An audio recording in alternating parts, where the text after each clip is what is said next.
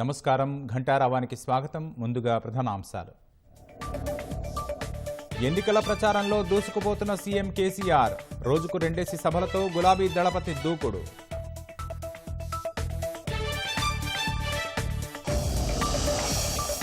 భారాస మేనిఫెస్టోపై విపక్షాల దిగజారుడు వ్యాఖ్యలు. హస్తం హామీలు కాపీ చేసే దుస్థితిలో లేమన్న ఎమ్మెల్సీ కవిత.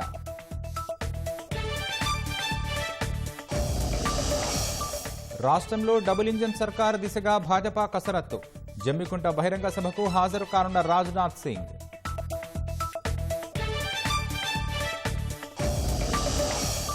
హమాస్ దాడులతో సంబంధం లేదన్న పాలస్తీనా అధినేత. గాజాలో అమాయకులు బలవుతున్నారని ఆవేదన.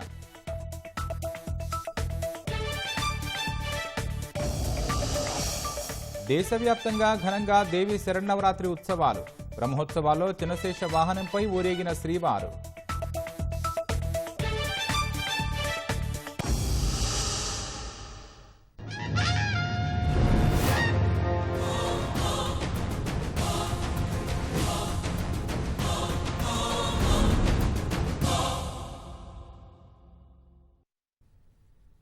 శాసనసభ ఎన్నికల్లో పోటీ చేసే అభ్యర్థుల జాబితాతో పాటు ఎన్నికల ప్రణాళిక విడుదల చేసిన భారత రాష్ట్ర సమితి ఇక ప్రచారాన్ని హోరెత్తించనుంది. నిన్న హుస్నాబాద్ సభలో పాల్గొన్న కేసీఆర్ ఇవాళ భువనగిరి, జనగామలో ప్రచారం చేయనున్నారు. భారాస ఎన్నికల ప్రణాళికలోని అంశాలతో పాటు 10 ఏళ్లలో తమ ప్రభుత్వం చేసిన అభివృద్ధి, సంక్షేమ కార్యక్రమాలను వివరించనున్నారు. తొలుత జనగామ వికాస్ నగర్లోని వైద్య కళాశాల మైదానంలో జరిగే ప్రచార సభలో కేసీఆర్ పాల్గొంటారు. ఇటీవలే కాంగ్రెస్కు గుడ్ బై చెప్పిన మాజీ మంత్రి, పీసీసీ మాజీ అధ్యక్షులు పొన్నాల లక్ష్మయ్య కూడా ఈ సభకు హాజరు కానున్నారు. ఉమ్మడి వరంగల్ జిల్లాలో నిర్వహించే తొలి ఎన్నికల సభ కావడంతో గులాబీ శ్రేణులు ప్రతిష్టాత్మకంగా తీసుకుని ఏర్పాట్లు చేస్తున్నాయి. ఆ తర్వాత భువనగిరిలో జరిగే సభలో కేసీఆర్ పాల్గొంటారు. ఈ నెల 26 నుంచి 31 మధ్య మునుగోడు, కోదాడ, తుంగతుర్తి, ఆలేరు, హుజూర్ నగర్, మిర్యాలగూడ, దేవరకొండ నియోజకవర్గాల్లోనూ కేసీఆర్ ప్రచారం చేయనున్నారు.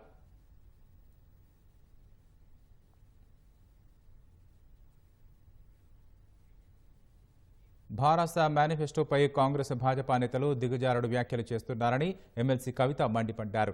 కాంగ్రెస్ పార్టీ ఇచ్చిన హామీలను కాపీ చేసే దుస్థితి దేశంలోని ఏ పార్టీకి లేదని విమర్శించారు. 9.5 ఏళ్ల భారాస సర్కార్ పాలనలో తెలంగాణ అభివృద్ధిలో అగ్రస్థానానికి చేరిందన్నారు. కేంద్ర మంత్రి కిషన్ రెడ్డి ముందు తెలంగాణకు ఏం తీసుకువచ్చారో చెప్పి అప్పుడు మాట్లాడాలని డిమాండ్ చేశారు. Our manifesto is a very clear reflection of our leaders' mind, and our manifesto is a very clear representation of the fiscal situation of Telangana today. So we have to take care of the financial situation of the state and then only strengthen it further. Then only we can give out the incentives that we give for our people. So in that way, once our manifesto is out, both BJP and Congress, they really got frightened and frustrated. That was very clearly evident in what Mr. Revanth Reddy was saying and what Mr. Kishan Reddy, who is a BJP Pradesh Adhyaksha, what he was saying, that was very evident. And I'm really feeling very bad that Revanth Reddy garu called our manifesto a rough paper. I believe the guarantees that Congress is giving are nothing but tissue papers, because they themselves have no guarantee anywhere that they will ever come into the power. They themselves have no guarantee that one leader who is with them today, sitting next to them, is there with them tomorrow. That you are evidently seeing in every state. Karnataka, where they won giving all these guarantees, now Karnataka people themselves are saying they are not able to implement. Karnataka Deputy GM himself, many ministers are saying they are not able to implement. So your guarantees that your leader Rahul Gandhi is giving are nothing but tissue papers. Telangana people will not believe in them. And Mr. Kishan Reddy from BJP was giving out a big lecture to us. It is BJP who has learnt from us. It is Honorable Central Government Prime Minister Modi ji who has got inspired from our schemes, and now he is implementing these schemes across the nation. And now Kishan Reddy here comes and tells us that you have to do it in a different way, you can do this, do that. So see, please don't preach to the choir. My request with Honorable Kishan Reddy is, whatever promises that were left, whatever else you can do for Telangana, please do it at least now. You have CM KCR పై గజ్వేల్ నుంచి పోటీ చేస్తానని ఆషామాషిగా చెప్పలేదని, ఖచ్చితంగా పోటీ చేసి తీరుతానని హుజురాబాద్ ఎమ్మెల్యే ఈటెల రాజేందర్ అన్నారు. జమ్మికుంటలో జరగనున్న రక్షణ శాఖ మంత్రి రాజ్నాథ్ సింగ్ బహిరంగ సభ ఏర్పాట్లను పరిశీలించిన అనంతరం మీడియాతో మాట్లాడారు. దమ్ముంటే ఒకే నియోజకవర్గం నుంచి పోటీ చేయాలంటూ ఇటీవల మంత్రి గంగుల కమలాకర్ చేసిన సవాల్పై ఆయన స్పందించారు. హుజురాబాద్ ఉప ఎన్నికలో తనను ఓడించేందుకు 100 కోట్లు ఖర్చు పెట్టారన్నారు. ఎంతో మంది మంత్రులు, ఎమ్మెల్యేలు వచ్చి దౌర్జన్యం చేసి అధికార యంత్రాంగం మొత్తాన్ని తనపై కేంద్రీకరించినా గెలిచానని వివరించారు. ఆ ఉప ఎన్నిక తర్వాత సీఎం కేసీఆర్ను ఓడించడమే తన లక్ష్యమని చెప్పానని అన్నారు. ఆ మేరకే గజ్వేల్ నుంచి పోటీ చేయనున్నట్లు చెప్పారు. హుజరాబాద్ ఎన్నికల తర్వాత నేను ఛాలెంజ్ చేశాను. నా మీద గిన్ని 100 కోట్లు ఖర్చు పెట్టినాం, ఇంతమంది మంత్రులు ఎమ్మెల్యేలు వచ్చి దౌర్జన్యం చేసి అధికార యంత్రాంగాన్ని అంతా కూడా కేంద్రీకరించి ఒక్క గొంతు మీద ఇంత ఫైట్ చేశారు కదా, ఈ దఫా దీనికి కారణమైనటువంటి ముఖ్యమంత్రిని ఓడించడం నా కర్తవ్యం అని చెప్పి ఆనాడే ప్రకటించిన. మీకు దమ్ముంటే రా అని చెప్పిన. హుజరాబాద్ కూడా చెప్పిన, వాళ్ళని వీళ్ళని ఎందుకు పెడతావు, ఉంటే దమ్ముంటే నువ్వు రా, లేకపోతే నీ అల్లుడు రా అని చెప్పిన. ఇవాళ దానికి కట్టుబడి ఉన్నా. ఎందుకంటే కట్టుబడి ఉన్నా కాబట్టి గజ్వేల్ నియోజకవర్గంలో ఇవన్నిటికీ కారణమైనటువంటి ముఖ్యమంత్రి ఓడించడమే కర్తవ్యంగా నేను స్టేట్మెంట్ ఇచ్చాను తప్ప దానికంటే భిన్నంగా. ఇవాళ మేము ప్రజల మద్దతు, ప్రజల ఆశీర్వాదం కలిగిన వాళ్ళం. మేము కూడా 22 ఏళ్ళుగా రాజకీయాల్లో ఉన్నాం. మంచి ఏందో చెడేందో మాకు తెలిసి వాటికైనా ఉత్తరనే స్టేట్మెంట్ ఇవ్వం. 100% ఈ దఫా కేసీఆర్ ఓటమి భారతీయ జనతా పార్టీ చేతుల్లోనే ఉందని చెప్పి నేను. రంగారెడ్డి జిల్లా బడంగ్పేటలోని సిరిపురం యాదయ్య గ్రౌండ్లో భాజపా బహిరంగ సభకు సర్వం సిద్ధమైంది. మహేశ్వరం జనగర్జన పేరిట నిర్వహిస్తున్న ఈ సభకు రక్షణ శాఖ మంత్రి రాజ్నాథ్ సింగ్ హాజరు కానున్నారు. మహేశ్వరం నియోజకవర్గంతో పాటు రంగారెడ్డి జిల్లా వ్యాప్తంగా భారీగా భాజపా శ్రేణులు హాజరయ్యే అవకాశం ఉందన్నారు. అందుల శ్రీరాములు జనగర్జన బహిరంగ సభ ఇన్ఛార్జ్ కడారి జంగయ్య ఏర్పాట్లను పరిశీలించారు. నేతలకు ఏర్పాట్లపై దిశానిర్దేశం చేశారు.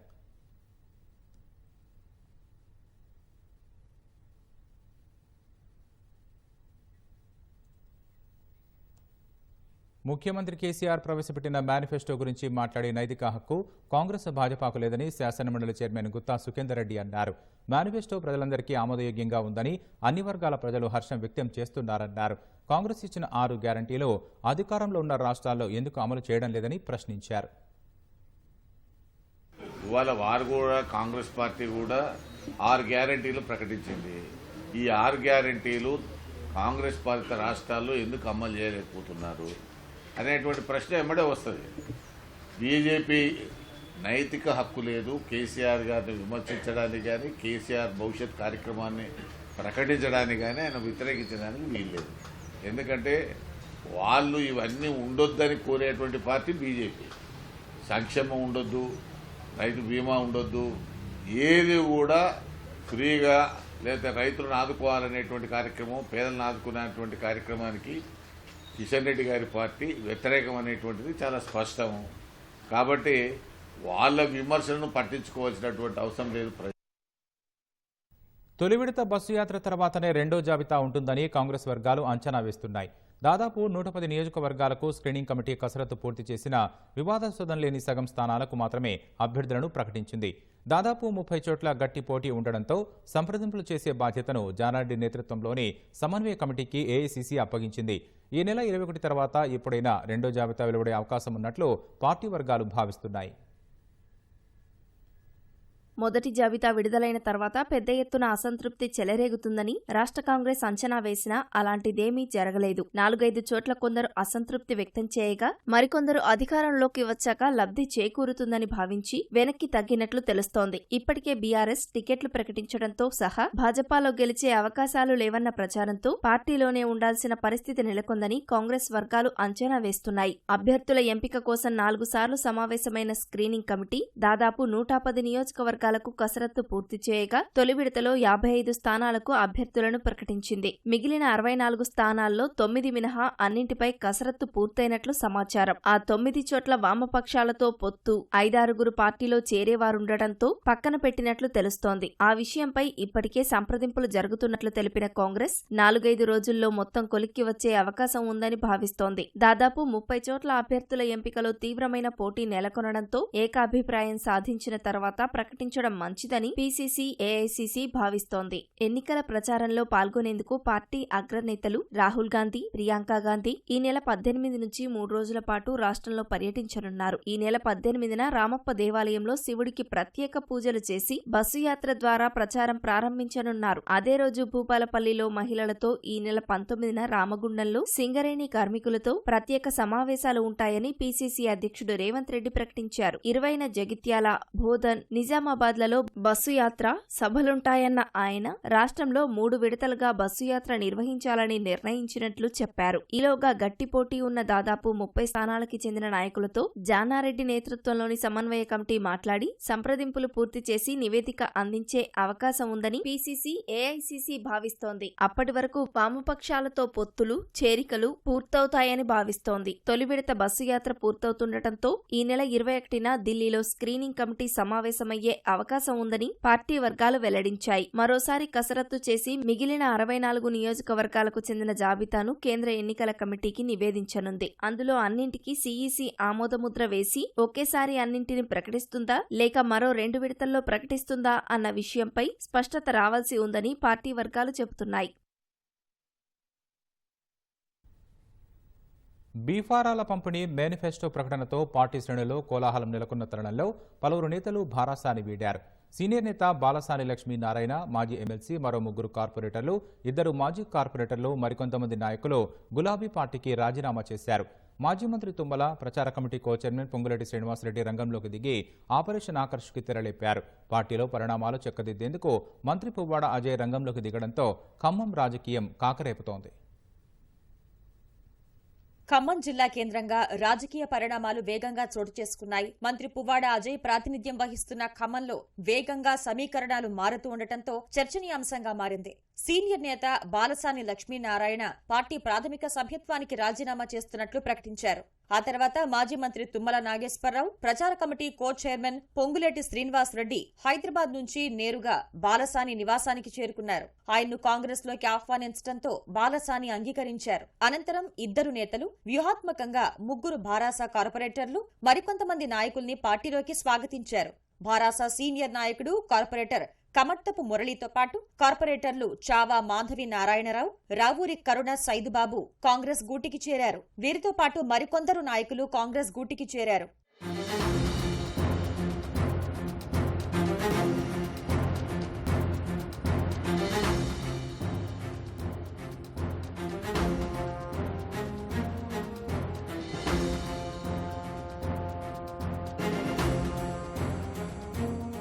కేసీఆర్ కుటుంబ పాలనకి రోజులు దగ్గర పడ్డాయన్న పొంగులేటి ఖమ్మంలో ఆట మొదలైందని కాంగ్రెస్ వ్యాఖ్యానించింది. ఖమ్మం జిల్లా రాజకీయాల్లో మరో కొత్త అధ్యాయానికి ప్రజలే నాయకత్వం వహించాలని మాజీ మంత్రి తుమ్మల నాగేశ్వరరావు చెప్పారు.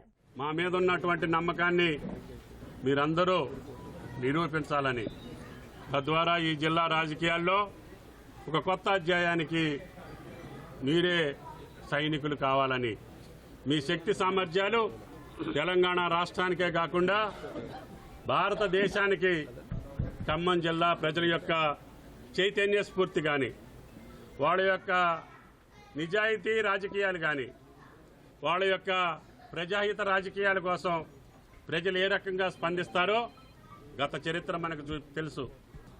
ఈనాడు జరుగుతున్నటువంటి ఈ దుష్పరిపాలనకి, ఈ అరాచక పరిపాలనకి, ఈ అవినీతి పరిపాలనకి, ఈ అదరగండ పరిపాలనకి రెడ్డి గారు చెప్పినట్లుగా ఫుల్ స్టాప్ పెట్టేటటువంటి శక్తి రేపు భవిష్యత్తులో వస్తుందని చెప్పి కూడా మీకు ఈ సందర్భంగా మనం చేస్తున్నాం. ఆట మొదలైంది ఇప్పుడే. తప్పు చేసిన మీరందరూ ఎవరైతే ఈనాడు అధికారాన్ని అనుభవిస్తూ ఎంజాయ్ చేస్తున్న అధికార పార్టీలో ఉన్న ప్రజాప్రతినిధులు ఎవరైతే తప్పు చేశారో, ఎవరైతే కబ్జాలు చేశారో, ఎవరైతే దౌర్జన్యంగా సామాన్య ప్రజల వారి కళ రూపంలో చిన్న చిన్న ప్లాట్లు కొనుక్కుంటే మీరు కబ్జాలు చేశారో, రాబోయే ఇందిరమ్మ రాజ్యంలో ఎవడ కంట్రోల్లో ఎవడైతే కబ్జా చేశాడో, కబ్జా చేసిన ప్రతి గజాన్ని తిరిగి ఎవరైతే సొంత వాళ్ళు ఉన్నారో వాళ్ళకి ఇప్పించడం జరుగుద్దని కూడా ఈ వేదిక ద్వారా ఖమ్మం నియోజకవర్గ ప్రజలకే కాకుండా ఆనుకొని ఉన్న ప్రజానికానికి కూడా తెలియజేస్తారు. ఆత్మగౌరవం దెబ్బతినటం వల్లే భారాసాని వీడాల్సి వచ్చిందని మాజీ ఎమ్మెల్సీ బాలసాని అన్నారు. 8 నెలలు ఆత్మీయ సమ్మేళనాలు పార్టీనంతా ఎక్కడికి పోకుండా కాపాడుకుంటూ గిరిజన ప్రాంతంలో, మావోయిస్టు ప్రాంతంలో నేను తిరుగుకుంటుంటే ఈరోజు నన్ను అక్కడ నుంచి తీసిన వల్లే, చేసిన వల్లే ఎన్నికల ఇన్ఛార్జి తాతామాదను. తాతామాద ఏమన్నా పుడింగానే నాకు అర్థం కాదు. అంటే ఆయన అమెరికా నుంచి వచ్చింది కాబట్టి రాష్ట్ర కార్యదర్శిని. మా స్థాయి అది మాది కాదు. ఉన్న భద్రాచలం అసలు గిరిజన పరాన్ని పొడి చేసేది కాదు, పాడు కాదు. నన్ను వేసింది కాక, అక్కడికి ఉంచింది కాక, అక్కడ మళ్ళీ ఇదే పుడింగిని తీసుకొచ్చి వాడు ఇన్ఛార్జ్ అన్నాడు, ఎన్నికల ఇన్ఛార్జ్ అన్నాడు. ఇక నా ఆత్మాభిమానం ఏంటండి? బీఆర్ఎస్ సరి అయిన ప్రాధాన్యత లేదు, పార్టీలో నిరంకుశ పాలనలాగా ఉన్నది. ఇలా పార్టీలో కష్టపడ్డవాడికి విలువలు లేవు. ఆ ఉద్దేశంతో మేము అంటే మా యొక్క సొంత అభిప్రాయం ప్రకారం వారిచ్చిన ఆహ్వానం మేరకు వెళ్తున్న తప్పితే మాకు మీద ఎలాంటి ప్రభావాలు కానీ అలాంటి లోన్కి అయ్యే వాళ్ళం కాదు. ఖమ్మంలో జరిగిన రాజకీయ పరిణామాలు భారాసాని కలవరానికి గురిచేసింది. మంత్రి పువ్వాడ అజయ్ హైదరాబాద్ లో ఉండగా తుమ్మల, పొంగులేటి వ్యూహాత్మకంగా కార్పొరేటర్ల ఇళ్లకు వెళ్లటం భారాసాలో చర్చకు దారితీసింది. అధికార పార్టీ నేతలు రంగంలోకి దిగి పార్టీ మారేందుకు సిద్ధమవుతున్న వారిని సంప్రదించేందుకు చేసిన యత్నాలు ఫలించలేదు. హైదరాబాద్ నుంచే మంత్రి పువ్వాడ కార్పొరేటర్లకు ఫోన్ చేసి పార్టీని వీడొద్దని కోరినా వెనక్కి తగ్గలేదు. రాజకీయ సమీకరణాలు వేగంగా మారుతూ ఉండటంతో పువ్వాడ ఖమ్మం వెళ్లి కార్పొరేటర్లు, నియోజకవర్గ ముఖ్య నేతలతో అత్యవసర సమావేశం ఏర్పాటు చేశారు. పార్టీలో నెలకొన్న పరిణామాలపై చర్చించారు. అంతా పార్టీ గెలుపు కోసం పనిచేయాలని దిశానిర్దేశం చేశారు. దేశ సరిహద్దుల్లో నిఘా వ్యవస్థను మరింత పటిష్టపరిచేందుకు కేంద్రం కీలక నిర్ణయం తీసుకుంది. విదేశాల నుంచి రేడియో ధార్మిక పదార్థాల అక్రమ రవాణాకు అడ్డుకట్ట వేసే చర్యల్లో భాగంగా పాకిస్తాన్తో సహా బంగ్లాదేశ్, మయన్మార్, నేపాల్తో ఉన్న 8 సరిహద్దు చెక్పోస్టుల్లో రేడియేషన్ డిటెక్షన్ పరికరాల RDAలను ఏర్పాటు చేయనుంది. పాకిస్తాన్ సరిహద్దులోని సమీకృత చెక్పోస్టులు, అటారీలోని ల్యాండ్ పోర్టులు, బంగ్లాదేశ్ సరిహద్దులోని పెట్రాపోల్, అగర్తలా, డాకి, సుతార్కండి, నేపాల్ సరిహద్దుల్లోని రాక్సువల్, జోగ్బానీ, మయన్మార్లోని మోరే పోర్టుల్లో RDA సాంకేతికతను ఏర్పాటు చేయనున్నారు. వాటి ఏర్పాటు కోసం ప్రభుత్వం ఇప్పటికే ఒప్పందం చేసుకుందని, త్వరలోనే ఈ ప్రక్రియను పూర్తి చేయనున్నట్లు సంబంధిత వర్గాలు వెల్లడించాయి. అంతర్జాతీయ సరిహద్దు చెక్పోస్టుల్లో ప్రజలు, వస్తువుల కదలికలను ఈ 8 చెక్పోస్టుల ద్వారా పర్యవేక్షిస్తారు. ట్రక్కులతో పాటు ఇతర వస్తు రవాణా మార్గాల్లో వీటిని ఏర్పాటు చేస్తారు. మార్గదర్శి చిట్ ఫండ్స్ అంచెలంచెలుగా ఎదుగుతూ తన ప్రస్థానాన్ని కొనసాగిస్తోంది. ఈ క్రమంలో కర్ణాటకలోని హావేరీలో 110వ బ్రాంచ్ను ప్రారంభించింది. కొత్త బ్రాంచ్ను కర్ణాటక మార్గదర్శి డైరెక్టర్ పి లక్ష్మణరావు ప్రారంభించారు. జ్యోతి ప్రజ్వలన చేసి ప్రత్యేక పూజలు చేశారు. ఈ కార్యక్రమంలో బ్రాంచ్ మేనేజర్ కోట్సప్ప బన్కర్, ఉద్యోగులు, సిబ్బంది పాల్గొన్నారు. సమిష్టి కృషితోనే కర్ణాటకలో 23వ బ్రాంచ్ను పెట్టగలిగామని తెలిపారు. ప్రజలకు విశ్వాసమైన సేవలు అందిస్తున్నట్లు వెల్లడించారు. ఎన్నో ఏళ్లుగా ఇక్కడ చిట్స్ వేస్తున్నామని, ఎప్పుడూ ఇబ్బంది కలగలేదని, దీనివల్ల చాలా లాభపడిదారులు చెబుతున్నారు. మార్గదర్శి అంటే నమ్మకమని అంటున్నారు. 12 సంవత్సరాల క్రితం last 30 lakhs first seat start చేస్తాను నేను. ఫస్ట్ చెప్పింది మా ఫ్రెండ్స్ చెప్తున్నారు బళ్ళారిలోనే. అప్పటి నుంచి స్టార్ట్ చేసింది 30 lakhs నుంచి దాని మీద నమ్మకం పెరుగుతా ఇప్పుడు 6 crore వరకు నేను ఇది చేస్తాను. మొత్తం ఎవరి మంత్ నేను 20 లక్షలు నేను ఎవరి మంత్ కడుతున్నాను. ఇప్పటివరకు అంతా నాకు ఏమీ ప్రాబ్లం కాలేదు, ముందు కూడా ఏముండదు కూడా. బ్యాంక్ ఇంట్రెస్ట్ కంటే కూడా చాలా బెటర్. ఆమె ఎమర్జెన్సీ మనకి ఏమన్నా డబ్బు కావాలంటే కూడా మీ 1 weekలో మనకు అరేంజ్మెంట్ అవుతుంది. మేము ఏదైనా బిజినెస్ స్టార్ట్ చేయాలనుకున్నా కూడా బ్యాంకు పోవాలంటే లెందీ ప్రాసెస్ అవుతుంది. నువ్వు ఇది చీటీ చేసినావంటే నీకు ఫస్ట్ మంత్లోనే ఫస్ట్ వీక్లోనే కావాలంటే కూడా మనకు అమౌంట్ దొరుకుతుంది. అట్లా ఏం ప్రాబ్లం ఏం లేదు. నాకు ఎమర్జెన్సీ ఏదైనా పెద్ద బిజినెస్ ఏదైనా ఒకటి పర్చేజ్ చేసినప్పుడు కూడా ఇమీడియట్ 1 week లోపలే నాకు అమౌంట్ జమ అవుతుంది. ఇంట్రెస్ట్ తక్కువ పడుతుంది, చాలా బెనిఫిట్ కూడా చాలా ఉంది. అవేర్కి వేసినారు కాబట్టి మాకు అదొకటి రామోజీరావు కానీ శైలజ మేడం కానీ అదొక థ్యాంక్స్ చెప్పాలి. మేము 16 సంవత్సరాలు అవుతా ఉంది. 80 lakhs వరకు చీటీ తీసుకున్నాను, తీసుకున్నాను. 4-5 చీటీలు ఎత్తినాను, తీసుకుంటున్నాను. నాకు హెల్ప్ బిజినెస్కి చాలా అనుకూలంగా వ్యవహారం అయింది. నాకు వేరే చీటీని మా ఫ్రెండ్స్ వేసినారు, వాళ్ళంతా తనలాడేది నేను చూసినాను. వాళ్ళందరూ ఇరుక్కున్నది చూసినాను, వాళ్ళు అనుభవించింది చూసినాను. మాకు తెలిసి మనం వేరే చీట్ మీద అంత విశ్వాసం పోలేదు. నేను అంత దీంతో వ్యవహారం చేయబట్టి ఒకరోజు నాకు మిస్అండర్స్టాండింగ్ కాలేదు. నా బిజినెస్కి హెల్ప్ఫుల్ అయింది. అప్పటి నుంచి నేను ఇది మార్గదర్శి ఎంచుకున్నాను కరెక్ట్గా. సర్వీస్ పరంగా అంత A to Z ఎప్పుడూ ఒక్కరోజు నా వరకు మా చీటీ ఎత్తిన రోజు నేను ఎప్పుడు చీటీ ఎత్తే ఒకరోజు బిడ్డకి పోలే. నేను మేము ఫోన్ చేసి చెప్తాము, ఏమవుతుంది చూడండి, ఈ టార్గెట్ వరకు వస్తే వాళ్ళే తీసేయండి అని చెప్తాం. మేడం అక్కడ మేనేజర్ కానీ వాళ్ళు కానీ ఎవరికో వచ్చిందని. మా అవేర్ పరంగా భాస్కర్ వచ్చి పరిచయం ఇక్కడ స్టార్టింగ్ నుంచి వీళ్ళే వచ్చి పరిచయం అయింది. ఆ రోజు నుంచి కంటిన్యూగా వ్యవహారం చేస్తున్నాము, బాగా నడుస్తూ ఉంది. చంద్రయాన్ 3 విజయవంతంతో అంతరిక్ష రంగంలో భారత్ సరికొత్త అధ్యాయాన్ని లిఖించింది. చంద్రయాన్ 3 అభివృద్ధిని చూసి అమెరికా అంతరిక్ష నిపుణులు సైతం భారత సాంకేతికతను అడిగారని ఇస్రో చైర్మన్ ఎస్ సోమనాథ్ వెల్లడించారు. మాజీ రాష్ట్రపతి ఏపీజే అబ్దుల్ కలాం జయంతి సందర్భంగా చెన్నైలో నిర్వహించిన ఓ కార్యక్రమంలో విద్యార్థులను ఉద్దేశించి ఆయన మాట్లాడారు. చంద్రయాన్ 3 అభివృద్ధి కార్యకలాపాలను పరిశీలించిన అమెరికా అంతరిక్ష నిపుణులు సంబంధిత సాంకేతికతను తమతో పంచుకోవాలని కోరినట్లు సోమనాథ్ తెలిపారు. కాలం మారుతోందని భారత్ కూడా అత్యుత్తమ పరికరాలు రాకెట్లను తయారు చేయగలదన్నారు.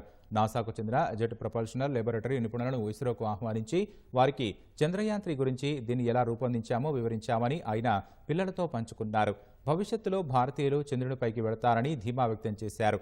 ఇక్కడ కూర్చున్న విద్యార్థుల్లో కొందరు ఆ రాకెట్ను డిజైన్ చేస్తారని విశ్వాసం వ్యక్తం చేశారు.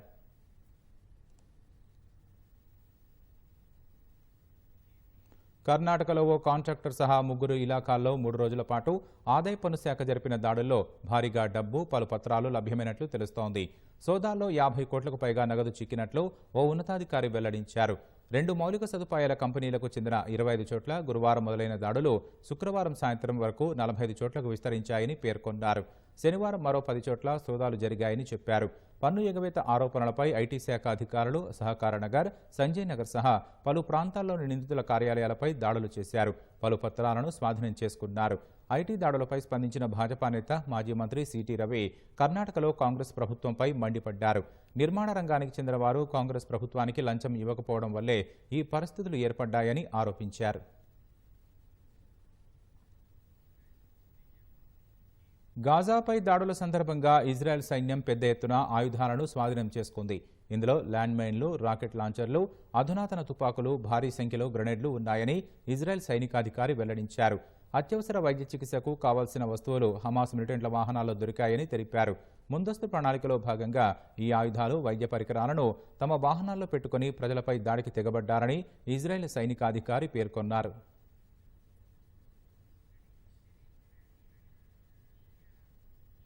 పాకిస్తాన్ మాజీ ప్రధాని పీఎంఎల్ఎన్ పార్టీ అగ్రనేత నవాజ్ షరీఫ్ సొంతగడ్డపై తిరిగి అడుగుపెట్టేందుకు అడ్డంకులు తొలగిపోయాయి.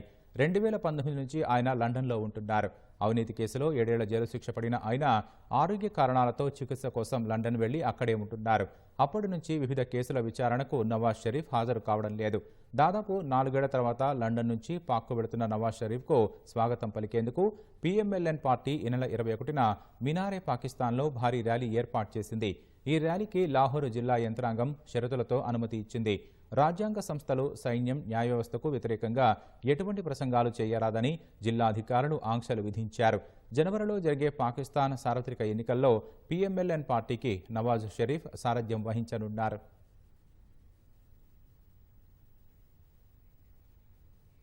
ఇజ్రాయెల్, హమాస్ మధ్య జరుగుతున్న యుద్ధం కారణంగా గాజా సంక్షోభంలో పడింది. అన్న పానీయాల కోసం అలమటిస్తోంది. భద్రతాపరమైన ఆందోళన చెందుతోంది. ఈ యుద్ధం దాదాపు 23 లక్షల మంది ప్రజలపై ప్రభావం చూపుతోంది. ఆసుపత్రుల్లో పరిస్థితి దారుణంగా ఉందని, ఔషధాలు అందకపోతే వేల మంది ప్రాణాలు కోల్పోయే ప్రమాదం ఉందని వైద్యులు ఆందోళన చెందుతున్నారు. ఇజ్రాయెల్ హమాస్ పోర్లో గాజా నగరంలోని ప్రజల పరిస్థితి దినదిన గండంగా మారింది. ప్రజలు ఆకలితో అలమటిస్తున్నారు. దాదాపు 23 లక్షల మంది ప్రజలు యుద్ధం కారణంగా తీవ్ర సంక్షోభాన్ని ఎదుర్కొంటున్నారు. కుళాయిల నుంచి నీరు రావడం లేదు. దీంతో ఉప్పు నీరు తాగాల్సి వస్తోందని స్థానికులు వాపోతున్నారు. ఆసుపత్రుల్లో పరిస్థితి దారుణంగా ఉంది. మందులు, ఇతర సామాగ్రి నిండుకున్నాయి. గాజాలోని అతిపెద్ద ఆసుపత్రి అయిన అల్షిఫాలో దాదాపు 35,000 మంది ఉన్నారు. పలువురు గాయాలతో కారిడార్లలో, ఆవరణలోని చెట్ల కింద వైద్యం కోసం వేచి చూస్తున్నారు.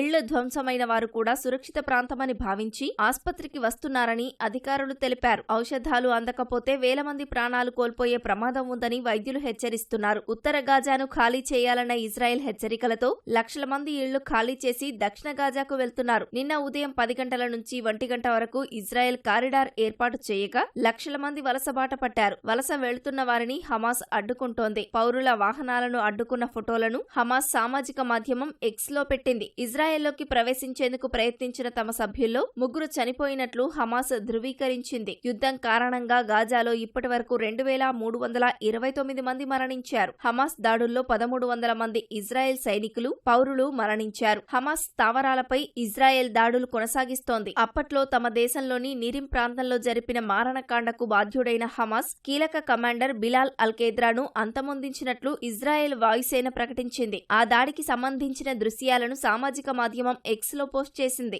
జేతున్, ఖాన్ యూనిస్, పశ్చిమ జబలియాలోని 100కు పైగా ప్రాంతాల్లో దాడులు చేసినట్లు వెల్లడించింది. జబలియా శరణార్థి శిబిరం వద్ద ఇజ్రాయెల్ జరిపిన వైమానిక దాడిలో 27 మంది మరణించారని, 80 మంది గాయపడ్డారని గాజా ఆరోగ్య మంత్రిత్వ శాఖ తెలిపింది. ఇజ్రాయెల్, లెబనాన్ మధ్య కాల్పులు కొనసాగుతున్నాయి. స్టులాలోని ఇజ్రాయెల్ స్థావరంపై హెజ్బొల్లా దాడులు చేయగా ఒకరు మృతి చెందారు. ప్రతీకగా లెబనాన్లోని ఎల్షాబ్ పట్టణంపై ఇజ్రాయెల్ దాడులు చేసింది. దక్షిణ ఇజ్రాయెల్ పట్టణం సెరాత్ నుంచి పౌరులను సురక్షిత ప్రాంతాలకు తరలిస్తున్నారు. ఆదివారం వారంతా దేశంలోని ఇతర ప్రాంతాలకు బస్సులు, ఇతర వాహనాల్లో వెళ్లారు. గాజా నుంచి రాకెట్ దాడుల భయంతో వారంతా ఇళ్లు ఖాళీ చేసి వెళ్లిపోతున్నారు. అటు అమెరికా నుంచి ఇజ్రాయెల్ కు ఆయుధ సాయం భారీగా అందుతోంది. తాజాగా మరో యుద్ధ విమాన నౌకను మధ్యధరా సముద్రంలో మోహరించింది. ఇజ్రాయెల్ హమాస్ పోరులో మూడో దేశం జోక్యం చేసుకోకుండా ఉండేందుకు ఈ నౌకను మోహరించింది. సంక్షోభం నివారణ ప్రయత్నాలను అమెరికా ముమ్మరం చేసింది. అందులో భాగంగా అమెరికా విదేశాంగ మంత్రి ఆంటోనీ బ్లింకెన్ సౌదీ యువరాజు మహమ్మద్ బిన్ సల్మాన్తో భేటీ అయ్యారు.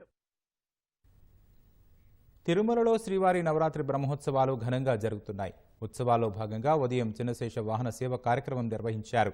వాహన సేవలో వేలాది మంది భక్తులు పాల్గొని స్వామివారిని దర్శించుకున్నారు. రాత్రి 7 గంటలకు హంస వాహన సేవ చేయనున్నారు.